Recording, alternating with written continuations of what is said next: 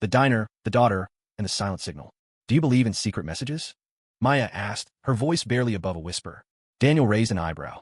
What kind of secret messages? Maya glanced around, as if making sure no one was listening, then leaned in. A little girl keeps making a strange hand signal every time she sees me at the diner. At first, I thought it was just a habit, but now I'm not so sure. Daniel's expression darkened. Maya, you need to be careful. Sometimes signals are a cry for help. And that's when Maya knew this wasn't just a child's game. It was something much, much darker.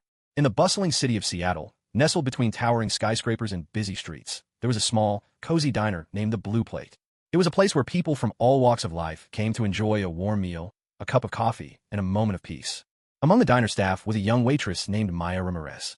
Maya was known for her kindness, her radiant smile, and her ability to connect with every customer who walked through the door.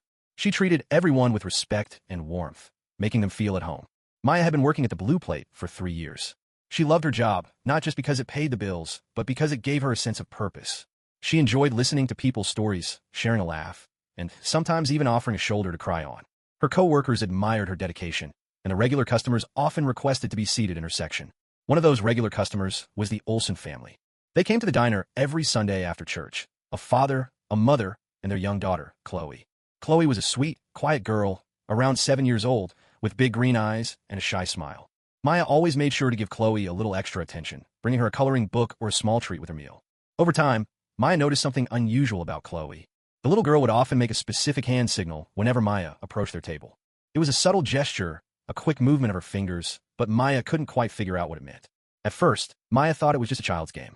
She would smile at Chloe and continue with her work, not giving it much thought. But as the weeks went by, she noticed that Chloe made the same signal every time she saw her. It wasn't random. It was deliberate. Maya began to feel a growing sense of unease. Something about the way Chloe looked at her when she made the signal. It was almost as if she was trying to communicate something. One evening after her shift, Maya met up with her best friend, Daniel Harris. Daniel worked for the FBI, and though he couldn't share much about his job, Maya often turned to him for advice when she was troubled. Over a cup of coffee in a nearby cafe, Maya told Daniel about Chloe and the strange hand signal. Daniel listened intently, his brow furrowing as Maya described the situation. That's unusual, he said finally. Kids do weird things sometimes, but this seems different. Have you tried asking her what it means? Maya shook her head. I didn't want to make her uncomfortable. She's always so quiet, and her parents are right there. I don't want to overstep. Daniel leaned back in his chair, his mind racing.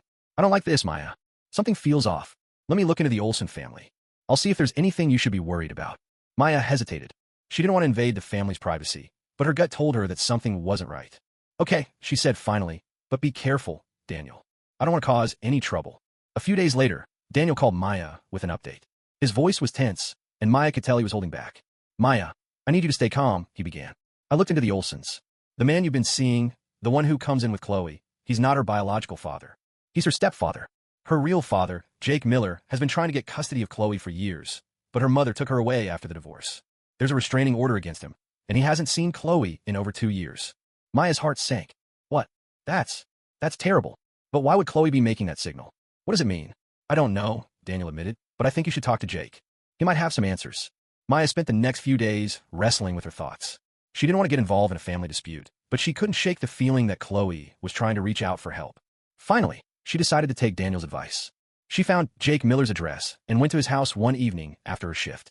Jake was a tall, broad-shouldered man with kind eyes and a weary expression. When Maya introduced herself and explained why she was there, he invited her inside. His home was modest but tidy, with photos of Chloe covering the walls. Maya could see the pain in his eyes as he spoke about his daughter. My ex-wife left me for a wealthy man, Jake explained, his voice trembling. She took Chloe away and cut off all contact. I've been fighting in court for years, but her new husband has deep pockets. He's made sure I can't get near my own daughter. I haven't seen her in so long. I don't even know if she remembers me. Maya felt a lump in her throat. She remembers you, she said softly. I think she's been trying to tell me something. She keeps making this hand signal. Maya demonstrated the gesture, and Jake's eyes widened. That's our secret signal, he said, his voice breaking. I taught it to her when she was little. It means I love you. She's been trying to tell you that she needs help. Maya's heart ached for the little girl and her father. She knew she had to do something. I'll help you, she said firmly. I don't know how, but I'll find a way to get Chloe back to you. Over the next few weeks, Maya kept a close eye on the Olsens whenever they came into the diner. She noticed how Chloe's stepfather, a man named Greg, always seemed to hover over her, controlling her every move. Chloe rarely spoke, and when she did, it was in a whisper. Maya's determination grew stronger with each visit. One day, Maya decided to follow the Olsons after they left the diner. She wanted to see where they lived and gather more information. She trailed their car to a luxurious neighborhood on the outskirts of the city. The house was massive, with a gated entrance and security cameras everywhere. Maya knew she had to be careful. She parked her car a safe distance away and observed the house for a while. She noticed that Greg rarely left the property, and when he did, he was always accompanied by Chloe's mother. Chloe, however, was never seen outside. Maya's suspicions grew. She decided to enlist Daniel's help once again. Daniel agreed to help Maya investigate further. Using his FBI connections, he discovered that Greg had a shady past. He had been involved in several illegal activities, including money laundering and fraud. Daniel also found out that Greg had a history of domestic abuse. The pieces of the puzzle were starting to come together, and Maya knew she had to act fast. One evening, Maya received a frantic call from Jake. "Maya, I just got a call from Chloe's school. They said she hasn't been attending for the past week. I'm worried sick. Do you think something has happened to her?" Maya's heart raced. "I don't know, Jake, but we need to find out. Meet me at the diner tonight.